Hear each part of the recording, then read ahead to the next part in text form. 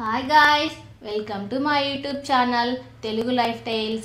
ఈరోజు కథ పేరు వచ్చేసి తెలివైన కాకి. ఒక వేడి వేసవి రోజు దాహంతో ఉన్న కాకి నీటి కోసం ఎగురుతూ ఉంది. చాలాసేపు వెతకగా చివరకు అడుగున కొద్దిగా నీళ్ళున్న కుండ దొరికింది. కాకి నీటిని చేరుకోవడానికి చాలా ప్రయత్నించింది, కానీ దాని ముక్కు చాలా చిన్నది. తెలివైన కాకి ఒక్క క్షణం ఆలోచించింది. కాకికి ఒక ఆలోచన వచ్చింది.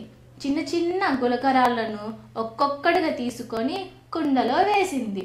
గులకరాళ్ళు ఎక్కువగా నిండిపోవడంతో నీటి మట్టం అంతకంతకు పెరిగింది. ఆఖరికి నీరు పైకి చేయడంతో కాకి నీటిని తాగి దాహం తీర్చుకోగలిగింది. అంటే ఈ కథ యొక్క నీతి ఏంటంటే, సంకల్పం ఉన్న చోట ఒక మార్గం ఉంటుంది.